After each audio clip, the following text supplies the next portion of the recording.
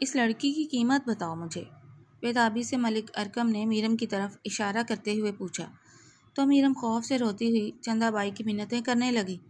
میں آپ کے سارے کام کر دوں گی، بس میری عزت کا سودا نہ کریں۔ چندا بائی اس کی منتیں نظر انداز کر کے بولی، صاحب لڑکی ہیرا ہے، بالکل ان ٹچ ہے۔ ملک ارکم نے بلینک چیک چندا بائی کی طرف پھینکا اور میرم کی کلائی جکڑ لی۔ میرم ڈر سے بری طرح چیخنے لگی۔ ملک ارکم کا وجود غیرت سے زلزلوں کی زد میں تھا۔ وہ اس کے مرحوم دوست کی بہن تھی، جس کی جائیداد پر قبضہ کر کے اس کے چچا نے اسے کوٹھے پر بیچ دیا تھا۔ مرنے سے پہلے ارکم کا دوست اسے اپنا بہنوئی بنانا چاہتا تھا۔ میں اپنی جان دے دوں گی پر عزت نہیں، میرم نے کہہ کر پیٹ میں شیشہ۔ شام کا اندھیرا پھیل رہا تھا۔ بدنام گلی کے اس پرانے کوٹھے پر رونقیں ابھی جوان ہو رہی تھی۔ فضا میں طبلے کی تھاپ، گھنگروں کی چھنکار اور امیر زادوں کے غلیظ بےہودہ قہقہوں کا شور گونج رہا تھا۔ اس گناہ آلود رونق کے بیچوں بیچ سرخ لباس میں ملبوس میرم ایک جیتے جاگتے جنازے کی طرح بیٹھی تھی۔ سرخ جوڑا جو کسی دوشیزہ کے لیے زندگی کے سب سے خوبصورت خواب کی علامت ہوتا ہے، اس وقت میرم کے وجود پر ایک کفن کی طرح لپٹا ہوا تھا۔ اس کی آنکھوں سے نکلنے والے آنسو گالوں پر لگی لال سرخی کو بہا کر لے جا رہے تھے اور اس کا معصوم وجود خوف کی شدت سے بری طرح کانپ رہا تھا۔ اس کے نازک ہاتھ مسلسل اپنے دوپٹے کو بھینچ رہے تھے۔ ابھی چند دن پہلے تک وہ اپنے بھائی ارسلان کے سایہ شفقت میں ایک شہزادی کی طرح رہتی تھی، لیکن بھائی کے اچانک انتقال کے بعد اس کے اپنے سگے چچا چودھری غفار نے جائیداد کی ہوس میں اندھا ہو کر اس کی دنیا اجاڑ دی۔ اس نے نہ صرف بھائی کا ترکہ ہڑپ کیا بلکہ رات کے اندھیرے میں اس معصوم کو اس بدنام کوٹھے کی مالکن چندا بائی کے ہاتھوں چند پیسوں میں بیچ دیا۔ محفل کے درمیان ایک اونچی نشست پر چندا بائی براجمان تھی، جو اپنے پان سے لال ہونٹوں کو چباتے ہوئے گاہکوں پر للچائی ہوئی نظریں ڈال رہی تھی۔ اچانک محفل خانے کا بھاری لکڑی کا دروازہ زور سے کھلا۔ محفل کا شور جیسے پل بھر میں تھم گیا۔ ایک لمبا باوقار اور وجیح قامت مرد اندر داخل ہوا، جس کے چہرے پر سختی اور آنکھوں میں شعلے لپک رہے تھے۔ اس کا ہر قدم زمین پر اتنے رعب سے پڑ رہا تھا کہ ارد گرد بیٹھے ہوئے سیٹھ اور نواب سہم کر پیچھے ہٹ گئے۔ وہ ملک ارکم تھا۔ ارکم کی نظریں جیسے ہی سرخ لباس میں لپٹی سسکتی ہوئی میرم پر پڑیں، اس کی آنکھوں میں خون اتر آیا۔ ارکم نے سرد نظر پورے کمرے پر ڈالی، پھر اس کی بھاری اور رعبدار آواز نے محفل کی خاموشی کو چیر کر رکھ دیا۔ اس لڑکی کی قیمت بتاؤ مجھے، ارکم نے میرم کی طرف اشارہ کرتے ہوئے پوچھا۔ اس کا لہجہ اتنا سخت اور دو ٹوک تھا کہ محفل میں بیٹھے تمام لوگ خاموش ہو گئے۔ میرم نے جیسے ہی اس اجنبی شخص کی آواز سنی اور اس کا اپنی طرف اشارہ دیکھا، اس کی روح کانپ گئی۔ اس کا دل ڈوبنے لگا کہ شاید یہ شخص باقی تمام درندوں سے زیادہ ظالم ہے اور اس کی قیمت لگا کر اسے خریدنے آیا ہے۔ خوف کی ایک شدید لہر اس کے جسم میں دوڑ گئی۔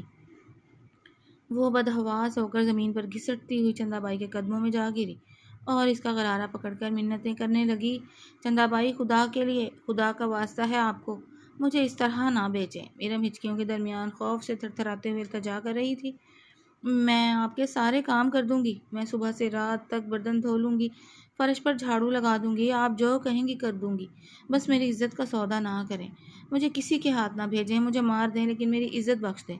چندا بائی نے اس کی دردناک منتوں اور بہتے ہوئے آنسوؤں کو اس طرح نظر انداز کیا جیسے وہ انسان نہیں بلکہ کوئی بے جان کھلونا ہو۔ وہ ارکم کی طرف قدم بڑھاتے ہوئے بولی، اوہو ارکم صاحب، ذرا ٹھہریے، اتنی بے تابی بھی کیا ہے، ذرا مال کی قدر تو دیکھیے۔ چندا بائی نے میرم کے دوپٹے کو چھونے کی کوشش کی، جس سے میرم خوف سے پیچھے ہٹی۔ چندا بائی نے اتراتے ہوئے کہا، صاحب لڑکی ہیرا ہے، بالکل ان ٹچ ہے۔ نواب زادے اس کا ایک دیدار کرنے کے لیے لاکھوں لٹانے کو تیار ہیں۔ اس کی قیمت اتنی معمولی نہیں ہوگی کہ آپ یوں ایک جملے میں طے کر لیں۔ ملک ارکم نے اپنے کوٹ کے اندرونی جیب سے چیک بک نکالی، قلم سے اس پر اپنے دستخط کیے اور وہ بلینک چیک چندا بائی کے منہ پر دے مارا۔ چیک پر اپنی مرضی کی رقم لکھ لو اور ہٹ جاؤ میرے سامنے سے۔ ارکم کی آواز میں ایسا غضب تھا کہ چندا بائی چیک سنبھالتی ہوئی خود بخود 2 قدم پیچھے ہٹ گئی۔ اگلے ہی لمحے ارکم لمبے ڈگ بھرتا ہوا میرم کے قریب پہنچا اور میرم کی کلائی کو جکڑ لیا۔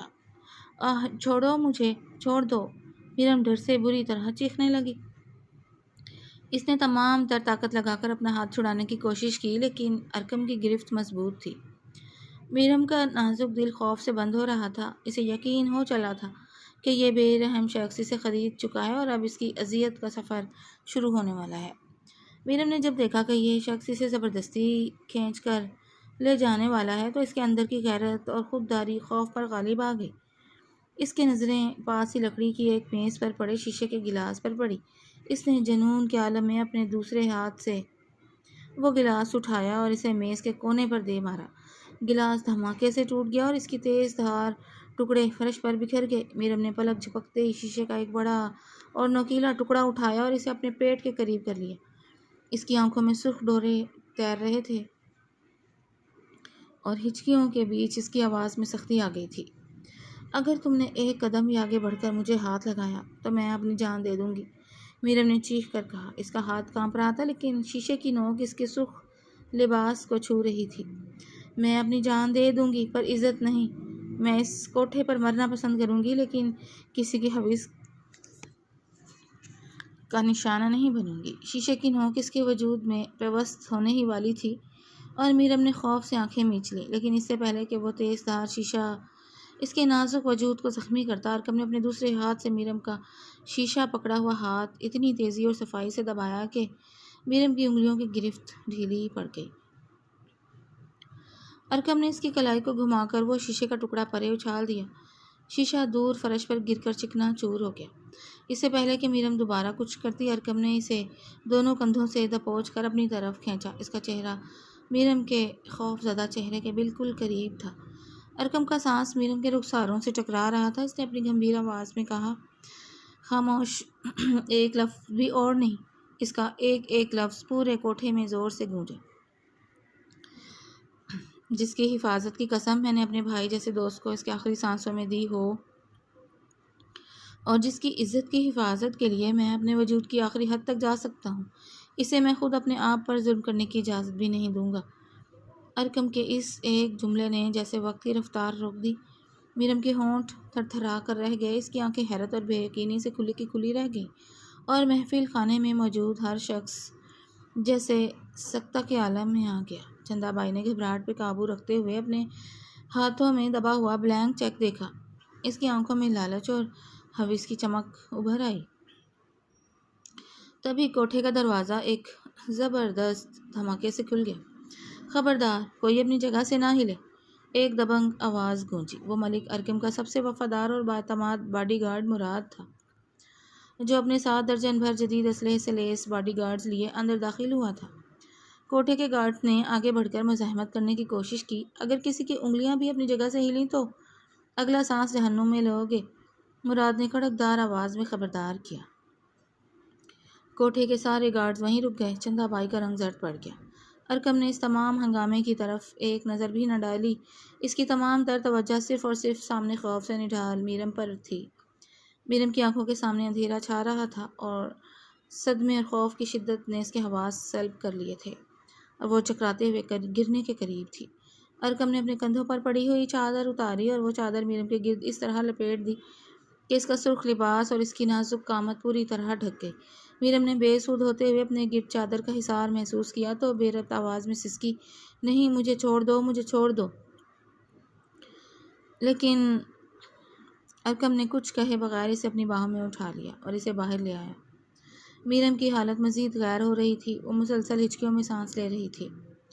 ارکم نے اسے نہایت احتیاط سے اپنی بلیک لینڈ کروزر کی پچھلی سیٹ پر بٹھایا اور خود بھی اس کے برابر میں بیٹھ کر گاڑی کا دروازہ زور سے بند کر دیا۔ مراد ڈرائیونگ سیٹ پر بیٹھا اور گاڑی فراٹے بھرتی ہوئی اس بدنام گلی سے نکل گئی۔ گاڑی کے بند ماحول میں میرم کا خوف اچانک ایک بار پھر جاگ اٹھا۔ وہ ارکم کے اتنے قریب بیٹھنے پر شدید بدحواس ہو گئی۔ اس نے بدحواسی میں گاڑی کے دروازے کے ہینڈل سے خود کو چپکا لیا، چادر کو اپنے وجود کے گرد اور کس کر بھینچ لیا اور خوف سے آنکھیں میچے زور زور سے چیخنے اور التجا کرنے لگی، مجھے مار دو، خدا کے لیے مجھے مار دو، لیکن مجھے چھونا مت۔ اس کی آواز میں ایسی بے بسی، درد اور التجا تھی کہ پتھر کا دل بھی پگھل جائے۔ میں منت کرتی ہوں، تم جو چاہے لے لو، پیسے لے لو، میری جان لے لو، پر مجھے ہاتھ نہ لگانا، مجھے مت چھونا۔ میرم کا جسم شدید خوف اور صدمے کی وجہ سے بستر مرگ پر پڑے مریض کی طرح کانپ رہا تھا، اور اس کے آنسو اس کے رخساروں سے بہتے ہوئے ارکم کی چادر کو بھگو رہے تھے۔ ارکم جو ایک سخت اور بے رحم انسان کے طور پر جانا جاتا تھا، میرم کی یہ دردناک حالت دیکھ کر اندر سے ٹوٹ گیا۔ اس کا دل ایک گہرے دکھ سے بھر گیا۔ اس نے اپنا ہاتھ میرم کی طرف بڑھایا، لیکن پھر اس کا خوف دیکھ کر ہاتھ پیچھے ہٹایا اور انتہائی نرمی اور دھیمی آواز میں بولا، میرم میری طرف دیکھو۔ میرم نے سسکتے ہوئے اپنا سر نفی میں ہلایا اور مزید اپنے گھٹنوں میں منہ چھپانے لگی۔ ارکم نے اپنے دونوں ہاتھ اس کی نظروں کے سامنے کیے اور نہایت درد بھرے لہجے میں بولا، میرم ذرا ان ہاتھوں کو دیکھو، غور سے دیکھو ان ہاتھوں کو۔ یہ وہی ہاتھ ہیں جنہوں نے چند دن پہلے تمہارے بھائی ارسلان کی میت کو کندھا دیا تھا۔ یہ وہی ہاتھ ہیں جنہوں نے ارسلان کی قبر پر مٹی ڈالی تھی۔ ارسلان کا نام سنتے ہی میرم کے وجود میں جیسے بجلی کا ایک جھٹکا لگا۔ اس کا چیخنا اور سسکنا یکایک تھم گیا۔ اس نے آہستہ سے اپنا چہرہ چادر سے باہر نکالا اور اپنی لال سوجی ہوئی آنکھوں سے ارکم کے ہاتھوں اور پھر اس کے چہرے کی طرف دیکھا۔ ارکم کے چہرے پر کوئی حویس، کوئی درندگی نہیں تھی، وہاں صرف گہرا غم اور اپنے دوست کی یاد کا درد تھا۔ میرم کے ہونٹ کپکپائے۔ ارسلان، تم کون ہو؟ ارکم کی آنکھوں سے ایک آنسو نکل کر اس کے گال پر ڈھلک گیا۔ اس نے دھیمے اور مضبوط لہجے میں کہا، میں تمہاری عزت کا خریدار نہیں ہوں میرم، میں تمہارے بھائی ارسلان کا سب سے جگری دوست ملک ارکم ہوں۔ ارکم کا یہ جملہ میرم کے لیے ایک مرہم جیسا تھا۔ اس کے ذہن میں دھندلے ماضی کے کچھ نقوش جاگے۔ اس کا بھائی ارسلان اکثر ایک شخص کا ذکر بڑے فخر سے کرتا تھا۔ ارکم نے ایک لمبا سانس لیا اور گاڑی کی کھڑکی سے باہر پھیلے اندھیرے کو دیکھتے ہوئے بولا، مرنے سے چند گھنٹے پہلے ہسپتال میں ارسلان نے میرا ہاتھ اپنے دونوں ہاتھوں میں جکڑ لیا تھا۔ اس کی آنکھوں میں اپنی موت کا خوف نہیں تھا، بلکہ صرف تمہاری فکر تھی۔ اس نے مجھ سے رو کر وعدہ لیا تھا۔ ارکم کا گلا روندھ گیا۔ اس نے میرم کی طرف دیکھا اور بولا، اس نے کہا تھا، ارکم میری بہن میری جان ہے، میرے بعد اس دنیا کے درندے اسے نگل جائیں گے، مجھے قسم دو کہ تم اس کی حفاظت اپنے گھر کی عزت کی طرح کرو گے، اسے کبھی تنہا نہیں چھوڑو گے اور اسے اپنے نام کی پناہ دو گے، اسے اپنا مان دو گے۔ میں نے اس کے ہاتھ پر ہاتھ رکھ کر قسم کھائی تھی میرم۔ ارکم کی آواز غصے اور دکھ کے ہمیزے سے گونج اٹھی۔ مجھے کیا پتا تھا کہ تمہارا وہ ظالم چچا چودھری غفار اتنا گر جائے گا۔ اس نے ارسلان کی موت کا فائدہ اٹھایا، تمہاری جائیداد پر قبضہ کیا اور راتوں رات تمہیں اس جہنم میں بیچ دیا۔ میں تمہیں تلاش کر رہا تھا میرم، دن رات ایک کر کے تمہیں ڈھونڈ رہا تھا۔ اگر آج میں چند منٹ دیر کر دیتا تو میں اپنے دوست کو حشر کے دن کیا منہ دکھاتا۔ میرم ارکم کی ایک ایک بات سن رہی تھی اور اس کے دل میں جمے ہوئے خوف کی برف آہستہ آہستہ پگھل رہی تھی۔ اسے اب سمجھ آ رہا تھا کہ جو شخص چندا بھائی کے سامنے کھڑا تھا وہ کوئی خریدار نہیں بلکہ اس کے بھائی کا بھیجا ہوا ایک محافظ تھا۔ وہ شخص جو اس کی عزت کی خاطر اپنی جان پر کھیل گیا تھا، وہی اس کے بھائی کا دوست ارکم تھا۔ خوف کی جگہ پناہ دکھ رہی تھی اور اپنے بھائی کی یاد نے لے لی۔ میرم کی سسکیاں پھوٹ پڑیں، وہ اپنے چہرے کو دونوں ہاتھوں میں چھپا کر زاروں قطار رونے لگی۔ ارسلان بھائی، اس کے منہ سے صرف اپنے بھائی کا نام نکل رہا تھا اور وہ ہچکیوں سے روئے جا رہی تھی۔ ارکم نے اسے روکے بغیر رونے دیا۔ وہ جانتا تھا کہ اس کے اندر کا زہر اور صدمہ باہر نکلنا ضروری ہے۔ اس نے شفقت سے اپنا ہاتھ میرم کے سر پر رکھا، جیسے کوئی بڑا بھائی یا محافظ اپنی بہن کو تسلی دیتا ہے۔ اب تم محفوظ ہو میرم، جب تک ملک ارکم کی سانسیں چل رہی ہیں اس دنیا کا کوئی شخص تمہاری طرف میلی آنکھ سے نہیں دیکھ سکتا۔ تمہارا چچا اور وہ کوٹھے والے اپنے انجام کو پہنچیں گے، یہ ملک ارکم کا وعدہ ہے۔ میرم نے ارکم کے چہرے کی سچائی کو محسوس کیا۔ مسلسل تناؤ، خوف، رونے اور صدمے کی وجہ سے اس کا نازک وجود اب مزید تاب نہ لا سکا۔ اس کے آنسو دھیمے پڑے، اس کی پلکیں بھاری ہونے لگیں اور اس کے جسم کی تمام طاقت ختم ہو گئی۔ بھائی، میرم کے لبوں سے آخری لفظ نکلا اور اس کا سر ارکم کے شانے کی طرف ڈھلک گیا۔ وہ بے ہوش ہو چکی تھی۔ ارکم نے اسے سنبھالا، اس کے سر پر چادر کو مزید درست کیا اور گاڑی کی کھڑکی سے باہر دیکھا۔ گاڑی اب شہر کی بدنام گلیوں سے بہت دور اس کی اپنی حویلی کی طرف گامزن تھی۔ اس کی آنکھوں میں اب کوئی دکھ نہیں تھا بلکہ اپنے دوست کی امانت کو اس کا حق دلانے اور ظالموں کو تباہ کرنے کا ایک پختہ عزم چمک رہا تھا۔ سیاہ لینڈ کروزر رات کے اندھیرے کو چیرتی ہوئی جب ملک ولا کے عظیم الشان اور بلند و بالا دروازوں سے اندر داخل ہوئی تو حویلی کے صحن میں ایک پراسرار سی خاموشی چھائی ہوئی تھی۔ حویلی کی بلند دیواریں اور قدیم طرز تعمیر اس بات کا ثبوت تھے کہ یہ خاندان نسل در نسل سے باوقار اور بااثر چلا آ رہا ہے۔ گاڑی کے رکتے ہی مراد نے تیزی سے اتر کر پچھلا دروازہ کھولا۔ ارکم نے بے ہوش اور نڈھال میرم کو اپنی چادر میں احتیاط سے لپیٹ کر دوبارہ اپنی باہوں میں اٹھایا۔ حویلی کے مرکزی دالان میں داخل ہوتے ہی سامنے کی شاندار سیڑھیوں سے ایک باوقار خاتون تیزی سے نیچے اتری۔ وہ ارکم کی بڑی بہن بیگم بلقیس تھی۔ بیگم بلقیس حویلی کی سب سے بڑی اور بااختیار خاتون تھیں، جن کی آنکھوں میں شفقت اور چہرے پر خاندانی وقار نمایاں تھا۔ ارکم یہ کون ہے؟ اور اس وقت بیگم بلقیس کے چہرے پر تشویش کے بادل چھا گئے جب انہوں نے اپنے بھائی کی گود میں ایک بے ہوش لڑکی کو دیکھا جس کا وجود ایک بھاری چادر میں چھپا ہوا تھا۔ ارکم نے میرم کو دالان کے صوفے پر لٹایا اور ایک گہرا سانس لیتے ہوئے اپنی بہن کے سامنے سر جھکا دیا۔ اس کی آواز میں دکھ اور تھکان واضح تھی۔ باجی، یہ میرے مرحوم دوست ارسلان کی بہن میرم ہے۔ بیگم بلقیس نے چونک کر میرم کا چہرہ دیکھا جو آنسوؤں کے سوکھے نشانات اور صدمے کے باعث زرد پڑ چکا تھا۔ ارسلان کی بہن؟ پر اس کی یہ حالت؟ ارکم، یہ کہاں سے ملی تمہیں؟ ارکم نے لب بھیجتے ہوئے کہا۔ باجی، اس کے ظالم چچا نے ارسلان کی موت کے بعد اس معصوم کی جائیداد پر قبضہ کیا اور اسے اس کوٹھے پر بیچ دیا تھا۔ میں اسے اس جہنم سے نکال کر لایا ہوں۔ بیگم بلقیس کے منہ سے ایک صدمے والی شدید آہ نکلی۔ انہوں نے اپنے ہاتھ ہونٹوں پر رکھ لیے اور ان کی آنکھوں میں آنسو تیر گئے۔ استغفر اللہ! انسان اتنا درندہ کیسے ہو سکتا ہے؟ ایک معصوم یتیم بچی کے ساتھ ایسا ظلم! انہوں نے آگے بڑھ کر میرم کا زرد چہرہ اپنے نرم ہاتھوں میں لیا اور شفقت سے اس کے ماتھے پر بوسہ دیا۔ ارکم، تم نے بالکل صحیح کیا۔ یہ ارسلان کی نہیں، اب ہماری امانت ہے۔ ملازمین کو بلاؤ اور اسے میرے کمرے کے ساتھ والے کمرے میں منتقل کرو۔ میں خود اس کی دیکھ بھال کروں گی۔ بیگم بلقیس نے فوراً حویلی کی پرانی خادماؤں کو بلایا، میرم کا لباس تبدیل کروایا، اس کے زخموں پر پٹی کی اور اسے گرم دودھ پلا کر ایک پرسکون کمرے میں لٹا دیا۔ پوری رات بیگم بلقیس اس کے سرانے بیٹھی رہیں اور اس کے ماتھے پر ٹھنڈی پٹیاں رکھتی رہیں جبکہ ارکم اپنے اسٹڈی روم میں بیٹھ کر چودھری غفار کی بربادی کا خاکہ تیار کرتا رہا۔ اگلی صبح جب سورج کی سنہری اور نرم کرنیں کمرے کی کھڑکی کے شیشوں کو چیرتی ہوئی اندر آئیں تو میرم کی آنکھ آہستہ آہستہ کھلی۔ اس نے دھندلی نظروں سے چھت کے خوبصورت لکڑی کے فریم اور پنکھے کو دیکھا۔ ناک سے گلاب کی بھینی خوشبو ٹکرائی۔ نہ یہاں وہ غلیظ طبلے کی آوازیں تھیں اور نہ ہی چندا بائی کے ڈراؤنے قہقہے۔ وہ ایک انتہائی پرسکون، پاکیزہ اور باوقار کمرے میں ایک نرم بستر پر لیٹی ہوئی تھی۔ میرم نے بدحواسی میں اپنے وجود پر نظر ڈالی۔ اس کا وہ سرخ لباس غائب تھا اور اس کی جگہ اس نے ایک انتہائی سادہ اور ڈھیلا ڈھالا سوٹ پہن رکھا تھا۔ تم جاگ گئیں بچی؟ ایک انتہائی نرم اور شفقت بھری آواز نے میرم کو اپنی طرف متوجہ کیا۔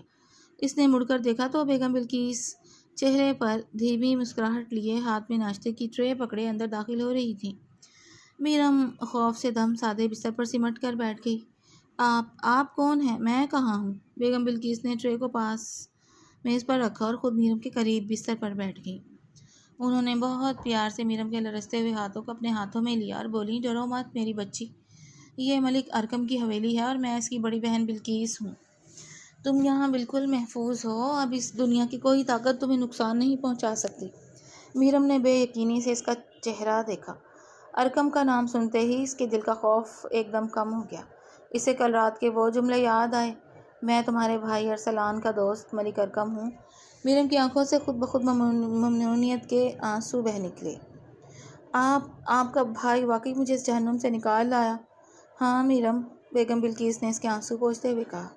ارکم ارسلان کو اپنا بھائی مانتا تھا اور تم ہمارے لیے اتنی ہی قابل احترام ہو جتنی اس حویلی کی کوئی اور بیٹی۔ اب چلو چپ چاپ یہ ناشتہ کرو اور اپنے چہرے سے یہ خوف ہٹا دو۔ ابھی میرم ناشتے کی پلیٹ کو ہاتھ لگانے ہی والی تھی کہ اچانک حویلی کے باہر ایک شدید ہنگامہ شروع ہو گیا۔ گاڑیوں کے ہارن، بریکوں کی چٹچڑاہٹ اور پولیس کی گاڑیوں کے سائرن کی آوازیں فضائی سکون کو تار تار کرنے لگیں۔ حویلی کے مرکزی دروازوں کے باہر درجنوں گاڑیاں آ کر رکی تھیں۔ ان میں سے ایک بڑی سیاہ گاڑی سے چودھری غفار اترا۔ اس کا چہرہ غصے اور بوکھلاہٹ سے سرخ تھا کیونکہ کوٹھے پر ارکم کے حملے اور چیک نے اس کا تمام کھیل بگاڑ دیا تھا۔ اگر میرم ارکم کے پاس رہتی تو وہ جائیداد کے ان کاغذات پر دستخط کبھی نہ کروا پاتا۔ جن کی بدولت وہ کروڑوں کی جائیداد کا تنہا مالک بننے والا تھا۔ غفار کے ساتھ تھانے کا انسپکٹر اور پولیس کے مسلح اہلکار موجود تھے۔ ساتھ ہی اس نے اپنے بھی 2 درجن گنڈے اور صحافیوں کو جمع کر رکھا تھا تاکہ ارکم پر سماجی اور اخلاقی دباؤ ڈالا جا سکے۔ چودھری غفار نے حویلی کے بند دروازے پر اپنی لاٹھی ماری اور فلک شکاف انداز میں شور مچانا شروع کر دیا۔ ارکم صاحب باہر نکلو، میری بھتیجی کو میرے حوالے کرو۔ غفار کا ڈرامہ جاری تھا۔ اس نے پولیس اور ارد گرد جمع ہونے والے دیہاتیوں کو دکھانے کے لیے اپنی آواز میں بناوٹی مظلومیت اور غصہ شامل کرتے ہوئے اونچی آواز میں کہا، ارکم صاحب میری بھتیجی کو میرے حوالے کرو۔ تم نے اسے اپنی حویلی میں رکھ کر ہماری خاندانی غیرت کو داغدار کیا ہے۔ پولیس انسپکٹر نے بھی آگے بڑھ کر اپنے میگا فون پر کہا، ملک ارکم صاحب آپ پر ایک شریف لڑکی کو اغوا کرنے کا الزام ہے۔ قانون کو اپنے ہاتھ میں نہ لیں اور لڑکی کو فوری طور پر اس کے قانونی سرپرست چودھری غفار کے حوالے کر دیں، ورنہ ہمیں حویلی کے اندر داخل ہونا پڑے گا۔ غفار کے گنڈوں نے نعرے بازی شروع کر دی، لڑکی کو واپس کرو، اغوا کار ارکم کو گرفتار کرو۔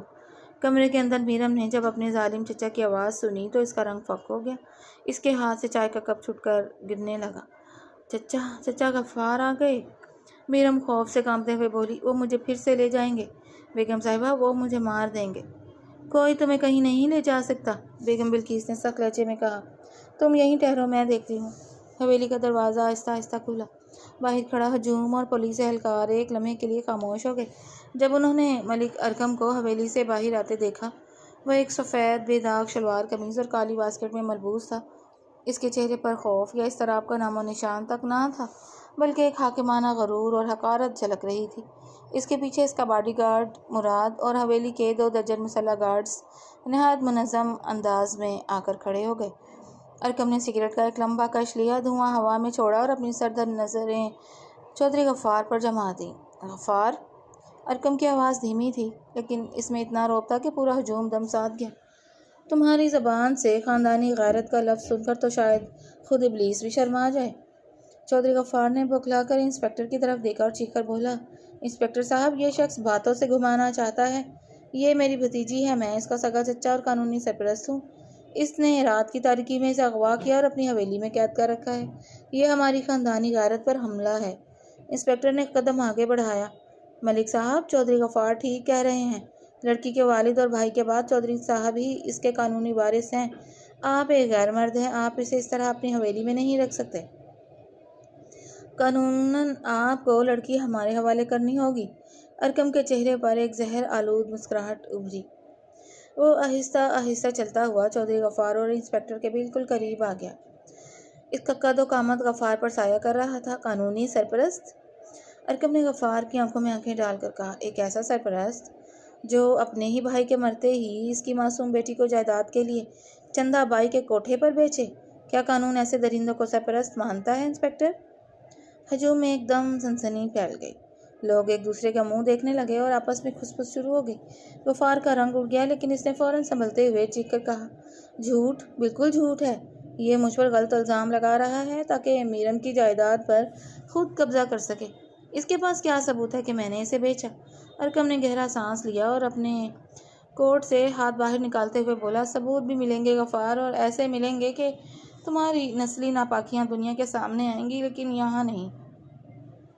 ارکم نے انسپکٹر کو گھورا اور کہا، انسپکٹر صاحب اگر آپ کو اتنی ہی قانون کی فکر ہے تو کل صبح عدالت میں چودھری غفار کو لے کر پہنچ جائیے گا۔ میرم وہیں آئے گی اور وہیں فیصلہ ہوگا کہ وہ اپنے اس ظالم چچا کے ساتھ جانا چاہتی ہے یا اپنے بھائی ارسلان کے آخری وعدے کے مطابق میرے پاس رہنا چاہتی ہے۔ ارکم نے غفار کی طرف قدم بڑھایا اور اس کے کان کے قریب ہو کر دھیمی آواز میں کہا، آج رات اپنی آخری نیند سو لو چودھری، کیونکہ کل کے بعد تمہاری باقی زندگی جیل میں گزرے گی۔ ارکم اتنا کہہ کر پیچھے مڑا اور مراد کو اشارہ کیا۔ مراد نے پولیس اور غفار کے آدمیوں کے سامنے آ کر گن کا رخ ان کی طرف کر دیا۔ اب اگر کسی نے حویلی کے حدود میں قدم رکھا تو قانون بعد میں آئے گا، میری گولی پہلے آئے گی، نکلو یہاں سے۔ چودھری غفار غصے سے پاؤں پٹکتا ہوا اپنی گاڑی کی طرف بڑھا، لیکن اس کے دل میں ارکم کے اعتماد کو دیکھ کر ایک گہرا خوف بیٹھ چکا تھا۔ اسے احساس ہو رہا تھا کہ ارکم کے پاس کوئی ایسا ثبوت ہے جو اسے تباہ کر سکتا ہے۔ شہر کی سیشن کورٹ کا مرکزی ہال صبح ہی سے لوگوں سے کھچا کھچ بھرا ہوا تھا۔ علاقائی پنچایت کے معززین، شہر کے نامور وکلاء، صحافی اور عام عوام بڑی تعداد میں موجود تھے۔ فضا میں ایک عجیب سی کشیدگی تھی۔ ہر شخص اس ہائی پروفائل کیس کے فیصلے کا منتظر تھا، جہاں ایک طرف بااثر خاندانی نواب چودھری غفار تھا اور دوسری طرف اپنے دور کا انتہائی باوقار اور بااختیار انسان ملک ارقم۔ عدالت کے کمرے میں دائیں جانب چودھری غفار اپنے چالاک مہنگے وکیل کے ساتھ بڑی فیرونیت اور اطمینان سے بیٹھا تھا۔ اس کے چہرے پر مکارانہ مسکراہٹ تھی، جسے اسے پورا یقین ہو کہ قانون اور سماجی دباؤ کا فائدہ اٹھا کر وہ میرم کو دوبارہ اپنے قبضے میں لے لے گا۔ اسی اثنا میں عدالت کے دروازے کھلے۔ ملک ارقم اپنی بڑی بہن بلقیس اور چادر میں پوری طرح ڈھکی، خوف زدہ مگر سنبھلتی ہوئی میرم کے ساتھ اندر داخل ہوا۔ ارقم کا باڈی گارڈ مراد ایک فائل اور کمپیوٹر ڈیسک اپنے ہاتھوں میں سنبھالے ارقم کے ٹھیک پیچھے کھڑا تھا۔ ارقم کی نظروں میں بلا کا وقار اور ایک عجیب سی پراسرار مسکراہٹ تھی، جس نے غفار کو اندر ہی اندر جھنجھوڑ کر رکھ دیا۔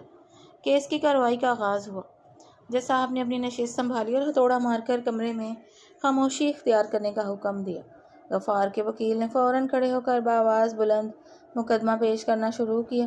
جناب والا، میرے موکل چودھری غفار صاحب اس وقت شدید ذہنی کرب اور خاندانی رسوائی سے گزر رہے ہیں۔ ان کے بھتیجے ارسلان کی ناگہانی موت کے بعد ان کی بھتیجی میرم ان کی سرپرستی میں تھی، لیکن ملک ارقم نے نہ صرف قانون کا مذاق اڑایا ہے، بلکہ اس معصوم یتیم لڑکی کو اس کے سگے چچا کی قانونی سرپرستی سے اغوا کر کے اپنی حویلی میں قید کر رکھا ہے۔ چودھری غفار صاحب اپنی بھتیجی کے شرعی اور قانونی سرپرست ہیں، انہیں ان کی امانت واپس دلائی جائے۔ جج نے چودھری غفار کی طرف دیکھا۔ چودھری غفار، کیا آپ کچھ کہنا چاہتے ہیں؟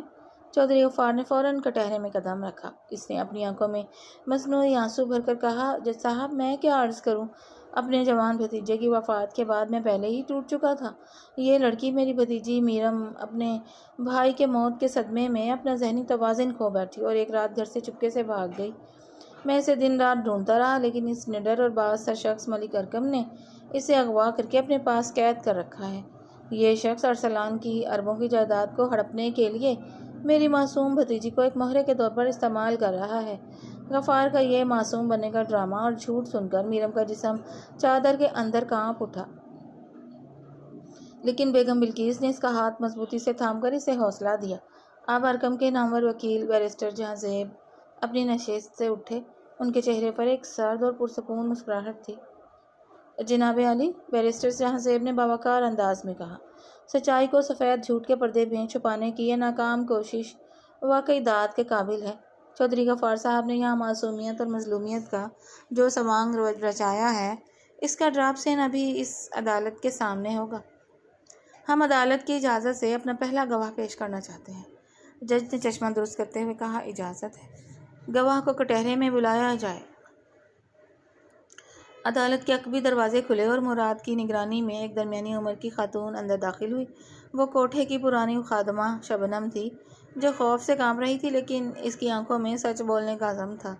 چودھری غفار نے جیسے ہی شبنم کا چہرہ دیکھا، اس کے رنگ فک ہو گئے، اس کی پیشانی پر پسینے کے قطرے چمکنے لگے اور اس کے قدم ڈگمگا گئے۔ وکیل نے پوچھا، خاتون، آپ نام بتائیے اور عدالت کو بتائیے کہ آپ چودھری غفار صاحب کو کیسے جانتی ہیں؟ شبنم نے روتے ہوئے کٹہرے کے جنگلے کو تھاما اور کانپتی ہوئی آواز میں بولنا شروع کیا، جناب جج صاحب، میرا نام شبنم ہے۔ میں چندہ بائی کے کوٹھے پر گزشتہ 10 سال سے خادمہ کے طور پر کام کر رہی ہوں۔ میں قرآن کی قسم کھا کر کہتی ہوں کہ یہ شخص، یہ چودھری غفار جو یہاں معصوم بنا کھڑا ہے، اس سے بڑا درندہ کوئی نہیں۔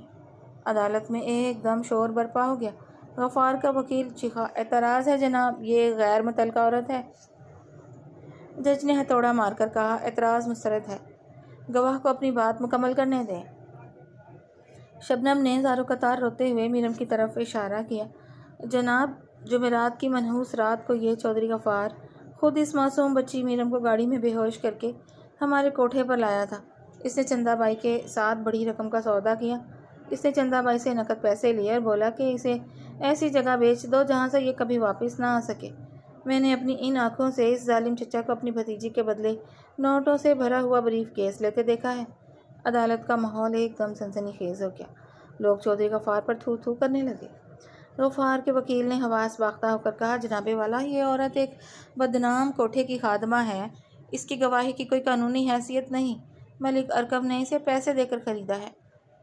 اس موقع پر ملک ارکم خود اپنی نشست سے اٹھا۔ اس کی طویل، شاندار اور رعبدار شخصیت کے سامنے پورا ہال جیسے ساکت ہو گیا۔ اس نے اپنی گہری گمبھیر آواز میں کہا، اگر ایک زندہ انسان کی گواہی آپ کو کم لگتی ہے وکیل صاحب، تو پھر ان کاغذی اور بینک کے ثبوتوں پر کیا کہیں گے، جو بولتے نہیں بلکہ ظالم کی گردن ناپتے ہیں؟ ارکم نے اپنی باڈی گارڈ مراد کو اشارہ کیا۔ مراد نے تیزی سے آگے بڑھ کر فائل اور ڈسک جج صاحب کی میز پر رکھ دی۔ ارکم کے وکیل بیرسٹر جہاں زیب نے ان ثبوتوں کی وضاحت کرنا شروع کی۔ جناب عالی، یہ اسٹیٹ بینک کی تصدیق شدہ رپورٹس ہیں جو یہ ثابت کرتی ہیں کہ جس رات میرم کو کوٹھے پر لایا گیا، اسی رات چندہ بائی کے اکاؤنٹ سے چودھری غفار کے اکاؤنٹ میں 50 لاکھ روپے کی رقم منتقل کی گئی۔ یہ ہے اس سودے کا مالی ثبوت۔ وکیل نے ایک اور دستاویز جج کے سامنے لہرائی، اور یہ وہ جعلی پاور آف اٹارنی اور وراثت کے کاغذات ہیں جو چودھری غفار نے ارسلان کی موت کے فوراً بعد بنائے تھے۔ فورینسک سائنس لیبارٹری کی یہ آفیشیل رپورٹ ثابت کرتی ہے کہ ان تمام دستاویزات پر مرحوم ارسلان کے دستخط بالکل جعلی اور سائنسی طور پر کاپی کیے گئے ہیں۔ جج نے تمام دستاویزات، فورینسک رپورٹ اور بینک ٹرانزیکشنز کی کاپیاں ایک ایک کر کے دیکھنا شروع کیں۔ جج کے چہرے پر سخت ناگواری اور غصے کے تاثرات گہرے ہوتے گئے۔ چودھری غفار کی ٹانگیں کانپ رہی تھیں، اس کا گلا خشک ہو چکا تھا اور اس کے پاس اب صفائی میں کہنے کے لیے کوئی لفظ باقی نہیں بچا تھا۔ جج صاحب نے نظریں اٹھا کر ارکم کے ساتھ کھڑی چادر میں ڈھکی میرم کی طرف دیکھا۔ بیٹی میرم، کیا تم اس عدالت کے سامنے کچھ کہنا چاہتی ہو؟ میرم نے آہستہ سے اپنا نقاب ہٹایا۔ اس کی آنکھوں سے آنسو بہہ رہے تھے، لیکن ان آنسوؤں میں اب خوف کی جگہ اپنے بھائی کی سچائی اور عزت کا مان تھا۔ اس کی آواز عدالت کے ہال میں گونجی، جج صاحب، میرے بھائی ارسلان کی میت ابھی ٹھنڈی بھی نہیں ہوئی تھی کہ میرے اس سگے چچا نے میری عزت اور زندگی کا سودا کر دیا۔ اس نے مجھے اپنے ہی گھر میں قید رکھا اور رات کے اندھیرے میں کوٹھے پر بیچ آیا۔ اگر اس رات میرے بھائی کا دوست ملک ارکم صاحب وہاں نہ پہنچتے تو میں آج زندہ نہ ہوتی۔ یہ شخص میری سرپرستی کا نہیں، جیل کی سلاخوں کا حقدار ہے۔ عدالت کے کمرے میں مکمل خاموشی چھا گئی۔ جج صاحب نے اپنا قلم اٹھایا اور چند لمحات کے لیے خاموشی سے اپنا فیصلہ تحریر کرنے لگے۔ ہال میں موجود ہر شخص کی سانسیں اٹکی ہوئی تھیں۔ کچھ دیر بعد جج صاحب نے ہتھوڑا مارا اور تاریخی فیصلہ سنانا شروع کیا۔ اس عدالت میں پیش کیے گئے تمام تر ناقابل تردید شواہد، گواہوں کے بیانات، بینک کی دستاویزات اور فورینسک رپورٹ سے یہ بات روز روشن کی طرح عیاں ہو چکی ہے کہ ملزم چودھری غفار نے اپنے مرحوم بھتیجے ارسلان کی جائیداد ہڑپنے کے لیے نہ صرف جعلی دستاویزات تیار کیں بلکہ اپنی ہی معصوم بھتیجی میرم کو بے دردی سے کوٹھے پر بیچا۔ جج کی آواز میں شدید برہمی اور جلال تھا۔ یہ عدالت چودھری غفار کو جعل سازی اور انسانی تذلیل کے سنگین جرائم میں قصوروار ٹھہراتے ہوئے عمر قید کی سزا سناتی ہے اور کوٹھے کی مالکن چندہ بائی کو اس جرم کی معاونت پر 14 سال قید بامشقت کا حکم دیتی ہے۔ اس کے ساتھ ہی مرحوم ارسلان کی تمام تر منقولہ اور غیر منقولہ جائیداد اور ترکے کا واحد قانونی اور شرعی وارث ان کی بہن میرم کو قرار دیا جاتا ہے۔ فیصلہ سنتے ہی ہال میں عدل و انصاف زندہ باد کے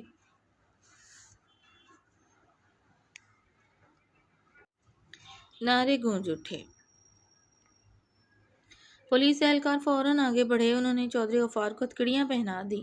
غفار بدحواس ہو کر چیخنے لگا، مجھے معاف کر دو میرم، ارکم مجھے بخش دو، میں تمہارا چچا ہوں۔ لیکن پولیس اہلکار اسے گھسیٹتے ہوئے عدالت سے باہر لے گئے۔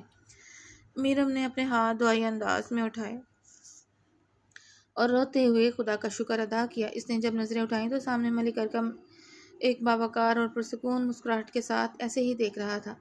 اسے دیکھ رہا تھا میرم کے دل کو ایک عجیب سا قرار آ گیا۔ اسے لگا جیسے آج آسمان پر اس کے مرحوم بھائی ارسلان کی روح مسکرا رہی ہو۔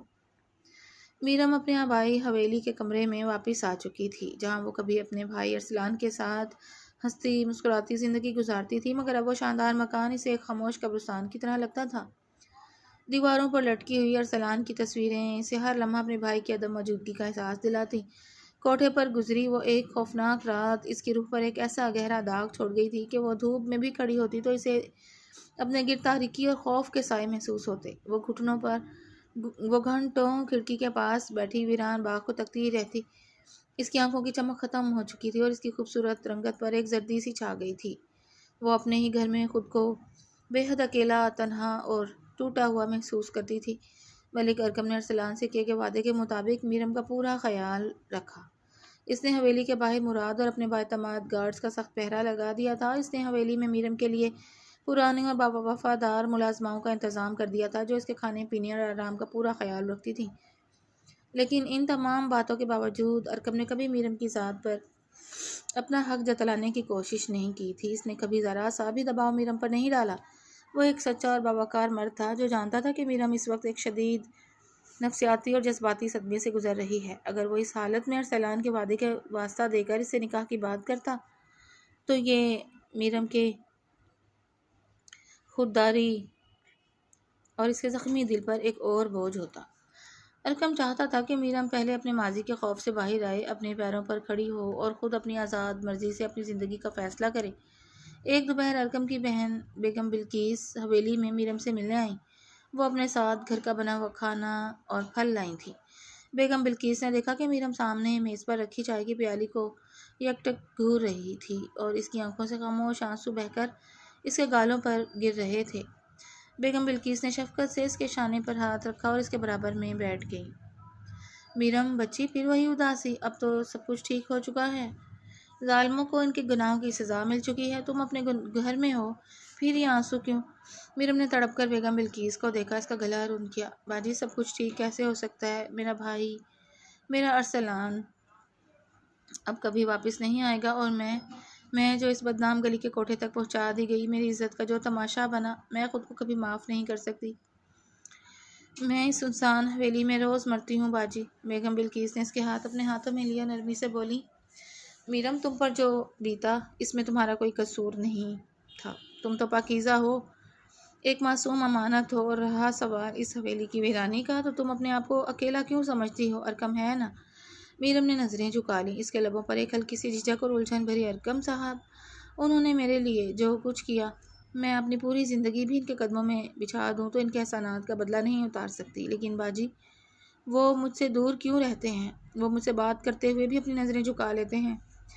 کیا وہ بھی مجھے اس بدنام کوٹھے کی لڑکی سمجھتے ہیں؟ بیگم بلقیس کے چہرے پر ایک باوقار اور دھیمی مسکراہٹ ابھری۔ انہوں نے میرم کے سر پر ہاتھ پھیرا اور بولیں، پگلی، تم ارکم کے ظرف کو نہیں سمجھتی۔ ارکم اگر تم سے نظریں چراتا ہے تو اس لیے نہیں کہ وہ تمہاری عزت نہیں کرتا، بلکہ اس لیے کہ وہ تمہاری خودداری کا احترام کرتا ہے۔ وہ تم پر ارسلان کی قسموں کا بوجھ نہیں ڈالنا چاہتا۔ وہ چاہتا ہے کہ تم اسے ایک خریدار یا احسان کرنے والا نہ سمجھو، بلکہ اگر کبھی اس کا ہاتھ تھامو تو صرف ایک محافظ اور شوہر کی حیثیت سے، اپنی خوشی سے تھامو۔ وہ تم سے فاصلہ صرف تمہاری شفا یابی کے لیے رکھتا ہے۔ بیگم بلقیس کی باتیں سن کر میرم کے دل میں ارکم کے لیے احترام کا ایک نیا سمندر موزون ہو گیا۔ اسی شام حویلی کے دالان میں بھاری قدموں کی چاپ ابھری۔ ملک ارکم خود وہاں آیا تھا۔ وہ سیاہ شلوار قمیض پر شال اوڑھے ہوئے تھا۔ اس کا چہرہ ہمیشہ کی طرح باوقار اور پرسکون تھا۔ میرم نے تیزی سے اپنا دوپٹہ درست کیا اور کھڑی ہو گئی۔ ارکم صاحب، آپ؟ ارکم نے چند قدم کے فاصلے پر رک کر اپنی نظریں جھکا لیں۔ اس نے اپنی جیب سے ایک لمبا لفافہ نکالا اور پاس کی میز پر رکھ دیا۔ میرم، یہ تمہاری تمام جائیداد کی فائنل رجسٹری، بینک اکاؤنٹس کے ڈیٹیلز اور گھر کی اصلی چابیاں ہیں۔ ارکم کی دھیمی اور گمبھیر آواز کمرے میں گونجی۔ عدالت کے تمام امور مکمل ہو چکے ہیں۔ اب تم اس تمام تر ترکے کی تنہا اور قانونی مالکہ ہو۔ میں نے مراد کو ہدایت کر دی ہے، وہ اور اس کے گارڈز حویلی کے باہر تمہاری حفاظت کے لیے ہمیشہ موجود رہیں گے، لیکن وہ کبھی تمہاری ذاتی زندگی میں مداخلت نہیں کریں گے۔ ارکم نے ایک لمحے کے لیے نظریں اٹھا کر میرم کے زرد چہرے کو دیکھا اور نہایت نرمی سے کہا، اگر تمہیں زندگی میں کبھی بھی کسی چیز کی ضرورت ہو یا کوئی مشکل پیش آئے تو تم باجی بلقیس کے ذریعے مجھے اطلاع بھجوا سکتی ہو۔ تم اب مکمل طور پر آزاد ہو۔ تم پر نہ میرا کوئی حق ہے، نہ کوئی بوجھ۔ تم جو چاہے اپنی زندگی کا فیصلہ کر سکتی ہو۔ ارکم اتنا کہہ کر پیچھے مڑنے ہی والا تھا کہ میرم کے منہ سے بے ساختہ نکلا، اور ارسلان کے ساتھ کیا گیا آپ کا وعدہ، کیا وہ کوئی معنی نہیں رکھتا ارکم صاحب؟ ارکم کے قدم وہیں جم گئے۔ اس نے مڑ کر میرم کو دیکھا۔ اس کی آنکھوں میں گہرا ضبط اور درد مندی تھی۔ ارسلان سے میرا وعدہ تمہاری حفاظت اور تمہاری عزت، تمہاری خوشی کا تھا میرم۔ میں اپنی آخری سانس تک تمہاری حفاظت کروں گا، لیکن میں تمہیں اپنے ساتھ باندھ کر تمہاری آزادی نہیں چھیننا چاہتا۔ میں چاہتا ہوں کہ تم پہلے جینا سیکھو۔ مجبوری میں لیا گیا کوئی بھی فیصلہ دیر پا نہیں ہوتا۔ ارکم حویلی کے دروازے سے باہر نکل گیا، لیکن اس کے الفاظ میرم کے دل و دماغ پر نقوش چھوڑ گئے۔ رات کا آخری پہر تھا۔ چاندنی حویلی کے صحن کو اپنی سفید روشنی سے نہلا رہی تھی۔ میرم اپنے کمرے میں بے چین گھوم رہی تھی۔ ارقم کے الفاظ، بیگم بلقیس کی باتیں اور اپنے بھائی ارسلان کی یادیں اس کے اندر ایک طوفان برپا کر رہی تھیں۔ وہ چلتے چلتے ارسلان کے پرانے اسٹڈی روم میں داخل ہو گئی۔ کمرے میں اب بھی ارسلان کے استعمال کردہ عطر اور پرانی کتابوں کی وہی خوشبو موجود تھی۔ میز پر ارسلان کی پسندیدہ کتابیں موجود تھیں۔ میرم نے کانپتے ہاتھوں سے میز کی دراز کھولی۔ دراز کے سب سے نچلے خانے میں ایک سیاہ ڈائری رکھی تھی۔ یہ ارسلان کی ذاتی ڈائری تھی، جس میں وہ اپنے دل کی باتیں لکھا کرتا تھا۔ میرم نے محبت اور عقیدت سے ڈائری کو اپنے سینے سے لگایا اور اپنے بستر پر بیٹھ کر اس کے صفحات پلٹنے لگی۔ ڈائری کے ابتدائی صفحات پر ان کے بچپن کی یادیں، میرم کے لیے ارسلان کی محبت اور اس کی تعلیم کے خواب درج تھے۔ لیکن جیسے جیسے صفحات آگے بڑھتے گئے، ارسلان کی بیماری اور اس کے بعد کے حالات کا ذکر آنے لگا۔ میرم کی آنکھوں سے آنسو مسلسل بہہ رہے تھے۔ اس نے ڈائری کا بالکل آخری صفحہ کھولا جو ارسلان نے ہسپتال منتقل ہونے سے چند گھنٹے پہلے کانپتے ہوئے ہاتھوں سے لکھا تھا۔ صفحے پر ارسلان کی تحریر تھی: آج میری طبیعت بہت خراب ہے۔ مجھے لگتا ہے کہ میرے پاس وقت بہت کم ہے۔ مجھے اپنی موت کا ڈر نہیں، لیکن مجھے اپنی معصوم بہن میرم کی فکر کھائے جا رہی ہے۔ دنیا بہت بے رحم ہے اور چودھری غفار کی آنکھوں میں حویص اور لالچ میں دیکھ چکا ہوں، لیکن آج خدا نے میرے دل کو ایک عجیب سکون دیا ہے۔ ارقم میرے پاس آیا تھا۔ اس نے میرا ہاتھ پکڑ کر مجھے یقین دلایا کہ اگر مجھے کچھ ہو جائے تو میں اپنی بہن کا ہاتھ اپنے سب سے قابل اعتماد دوست ارقم کے ہاتھ میں دینا چاہتا ہوں، کیونکہ دنیا میں صرف وہی ہے جو میرم کی عزت کی حفاظت اپنی جان سے بڑھ کر کر سکتا ہے۔ ارقم صرف میرا دوست نہیں، میری روح کا حصہ ہے۔ وہ میرم کو وہ مقام اور عزت دے گا جس کی وہ حقدار ہے۔ یہ الفاظ پڑھتے ہی میرم کے ہاتھوں سے ڈائری چھوٹ کر اس کے گود میں گر گئی اور اس کے منہ سے ایک دردناک سسکی نکلی۔ اس کی آنکھوں کے سامنے ماضی کے سارے مناظر کسی فلم کی طرح گھومنے لگے۔ وہ بدنام کوٹھے کا محفل خانہ جہاں ارقم نے بنا ایک لمحہ سوچے اپنا چیک پھینک دیا تھا۔ ارقم کا وہ غضبناک روپ جب اس نے میرم کے ہاتھ سے شیشہ چھین کر پھینکا تھا۔ ارقم کے وہ کڑکدار الفاظ: جس کی حفاظت کی قسم میں نے اپنے بھائی جیسے دوست کو دی ہو، اسے خود پر بھی ظلم کرنے کی اجازت نہیں دوں گا۔ اور پھر گاڑی میں ارقم کے وہ نامعلوم آنسو اور اس کی چادر کی گرمائش۔ میرم کو پہلی بار حقیقت کا ایسا ادراک ہوا جس نے اس کے وجود کے سارے فاصلے مٹا دیے۔ اسے احساس ہوا کہ ارقم نے اس کی عزت، اس کی جائیداد اور اس کی خودداری کو بچانے کے لیے کیا کچھ نہیں سہا۔ اس نے کوٹھے کی بدنام گلیوں میں قدم رکھا، شہر کے نوابوں کی دشمنی مول لی، اپنے نام اور شرافت کو داؤ پر لگایا، اور بدلے میں اس نے کبھی میرم سے ایک لفظ تشکر بھی نہیں مانگا۔ وہ چپ چاپ ایک محافظ کی طرح دور کھڑا رہا تاکہ میرم کو کبھی یہ نہ لگے کہ وہ کسی احسان کے تلے دبی ہوئی ہے۔ ارقم صاحب، میرم نے روتے ہوئے ڈائری کو اپنے چہرے سے لگا لیا۔ اس کے دل میں جمے ہوئے خوف، جھجک اور بے یقینی کے تمام بت ایک ایک کر کے پاش پاش ہو گئے۔ اسے سمجھ آ گیا کہ ارسلان کی روح کو سکون تبھی ملے گا جب وہ اس مقدس امانت کو قبول کرے گی۔ ارقم کے لیے اس کے دل میں جو احترام تھا وہ اب ایک گہری، پاکیزہ اور اٹوٹ محبت میں بدل چکا تھا۔ میرم نے اپنے آنسو پہنچے چہرے پر ایک نیا عزم اور دھیمی سی مسکراہٹ سجائی اور کھڑکی سے باہر چمکتے ہوئے چاند کو دیکھ کر دل ہی دل میں کہا: بھائی، آپ کا انتخاب بالکل درست تھا۔ آپ کا ارقم واقعی دنیا کا سب سے باوقار محافظ ہے۔ آج حویلی کو انتہائی نفاست اور سادگی سے سجایا گیا تھا۔ حویلی کے بالائی کمرے میں میرم آئینے کے سامنے بیٹھی تھی۔ اس نے سفید اور سنہرے رنگ کا ایک انتہائی نفیس اور شاندار عروسی جوڑا زیب تن کر رکھا تھا۔ آج اس کے چہرے پر ایک عجیب سی شادابی اور اطمینان تھا۔ اس کی آنکھوں میں اب کوئی ڈر، کوئی بدحواسی یا ماضی کا کوئی خوف نہیں تھا، بلکہ ان سیاہ آنکھوں میں اپنے محافظ اور شوہر کے لیے سچا احترام، بے پناہ اعتماد اور ایک دھیمی سی محبت کی چمک تھی۔ بیگم بلقیس نے پیار سے آگے بڑھ کر میرم کے سر پر گھونگھٹ درست کیا اور اس کے چہرے کو دیکھ کر ان کی آنکھوں میں خوشی کے آنسو آ گئے۔ ماشاء اللہ، میری بچی کو کسی کی نظر نہ لگے۔ بیگم بلقیس نے اس کی پیشانی پر بوسہ دیتے ہوئے کہا: آج اگر ارسلان زندہ ہوتا تو اپنی بہن کو اس روپ میں دیکھ کر اس کا دل خوشی سے نہ نہال ہو جاتا۔ میرم نے اپنے ہاتھ میں دبائی ہوئی ارسلان کی ڈائری کو ایک بار پھر اپنے سینے سے لگایا، آئینے میں اپنا عکس دیکھا اور دھیمی آواز میں بولی: باجی، مجھے لگتا ہے بھائی آج بھی ہمارے پاس ہیں۔ وہ دیکھ رہے ہیں کہ ان کی بہن ایک ایسے انسان کی پناہ میں جا رہی ہے جس نے اپنی جان اور عزت داؤ پر لگا کر ان کی امانت کی حفاظت کی۔ صحن کے وسط میں سرسبز درختوں کے سائے تلے نکاح کی سادہ مگر انتہائی باوقار تقریب کا اہتمام کیا گیا تھا۔ چند معزز بزرگ، حویلی کے پرانے اور وفادار ملازمین اور ارکم کا باڈی گارڈ مراد، جو آج خوشی سے پھولا نہیں سمایا تھا، وہاں موجود تھے۔ ملک ارکم سفید کرتے اور سیاہ واسکٹ میں ملبوس اپنے روایتی وقار اور جلال کے ساتھ براجمان تھا۔ اس کے چہرے کی سختی آج ایک نرم اور پرسکون اطمینان میں بدل چکی تھی۔ اس کی گہری آنکھوں میں ارسلان سے کیے گئے آخری وعدے کی تکمیل کا غرور اور میرم کی حفاظت کا عزم چمک رہا تھا۔ بیگم بلقیس میرم کو نہایت احترام کے ساتھ لا کر ارکم کے مقابل پھولوں کے پردے کے دوسری طرف بٹھا چکی تھی۔ مولوی صاحب نے اپنی اینک درست کی، رجسٹر کھولا اور خطبہ نکاح کی تلاوت شروع کی۔ عربی کی بابرکت آیات اور ان کے ترجمے نے فضا کو مزید مقدس اور معطر بنا دیا۔ خطبہ ختم کرنے کے بعد مولوی صاحب نے میرم کی طرف رخ کیا اور انتہائی شفقت سے پوچھا، میرم بنت احمد، کیا آپ کو ملک ارکم ولد ملک واحد باویز حق مہر 10 لاکھ روپے اپنے شرعی قانونی شوہر کے طور پر قبول ہیں؟ صحن میں ایک گہرا اور دم ساتھ دینے والا سکون چھا گیا۔ مراد بیگم بلقیس اور وہاں موجود ہر شخص کی نظریں میرم پر ٹکی ہوئی تھیں۔ میرم نے اپنے گھونگھٹ کے پار سے سامنے بیٹھے ملک ارکم کی طرف دیکھا، پھر جو وہی بلند بالا باوقار شخص جس نے چندہ بائی کے سامنے سے قیمت کا چیک پھینکا تھا، جس نے شیشہ اس کے ہاتھ سے چھین کر اس کی جان بچائی تھی اور جس نے عدالت کے کٹہرے میں ظالم چچا کی دھجیاں اڑا دی تھیں۔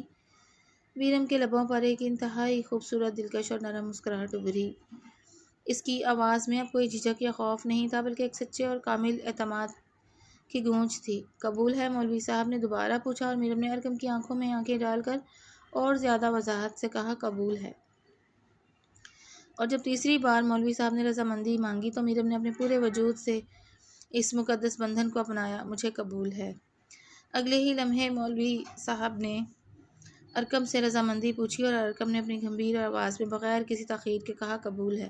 مبارک ہو، نکاح مکمل ہوا۔ مولوی صاحب نے ان الفاظ کے ساتھ ہی پورا صحن مبارک ہو کی صداؤں سے گونج اٹھا۔ مراد نے تیزی سے آگے بڑھ کر مٹھائی کے تھال تقسیم کرنا شروع کر دیے، جبکہ بیگم بلقیس نے میرم کو گلے سے لگا لیا اور ان کی آنکھوں سے خوشی کے آنسو بہہ نکلے۔ نکاح کے بعد تمام مہمان اور قاضی صاحب رخصت ہو چکے تھے۔ سورج کی سنہری دھوپ اب درختوں کے پتوں سے چن چن کر صحن کے سائے پر چمک رہی تھی۔ ارکم اپنی نشست سے اٹھا اور آہستہ آہستہ چلتا ہوا میرم کے قریب آیا۔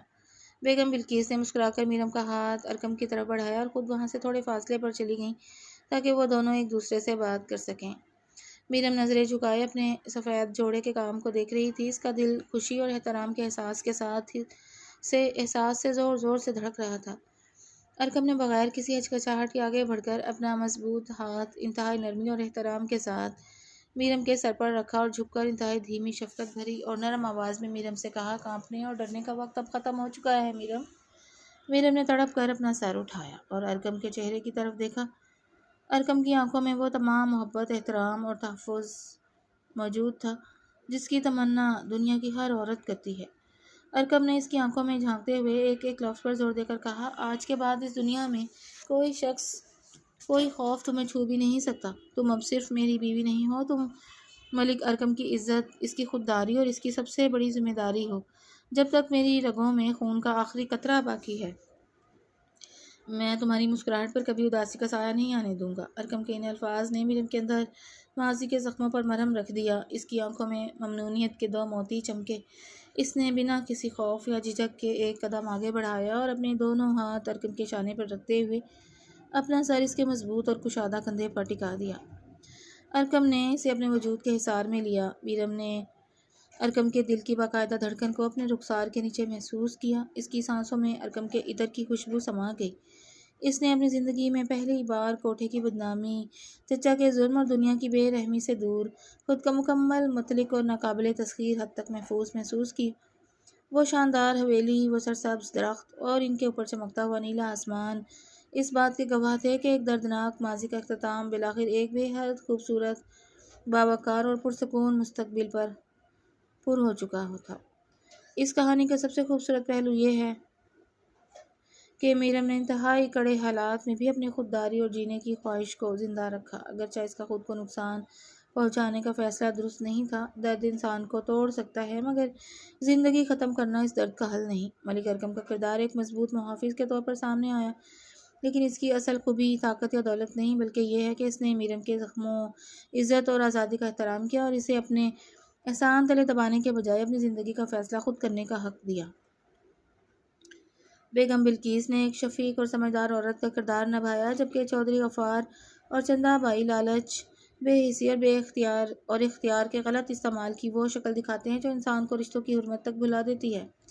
کہانی یہ خوبصورت پیغام دیتی ہے کہ کسی انسان کی عزت اس کی مجبوری بازی یا دوسروں کے لگائے ہوئے داغ سے کم نہیں ہوتی۔ اصل کردار اس وقت سامنے آتا ہے جب طاقتور شخص کمزور کی بے بسی سے فائدہ اٹھانے کے بجائے اسے تحفظ اور اختیار دے۔ رشتے صرف وعدوں سے نہیں بلکہ احترام، اعتماد اور رضامندی سے خوبصورت بنتے ہیں، اور سچی محبت وہ نہیں جو کسی کو اپنے نام سے باندھ لے، بلکہ وہ ہے جو زخمی دل کو دوبارہ جینا سکھائے اور فیصلہ کرنے کی آزادی بھی دے۔ اور آپ کو یہ کہانی کیسی لگی؟ پڑھ کر اپنی رائے کا اظہار کیجیے گا اور چینل کو سبسکرائب کر لیں۔ شکریہ۔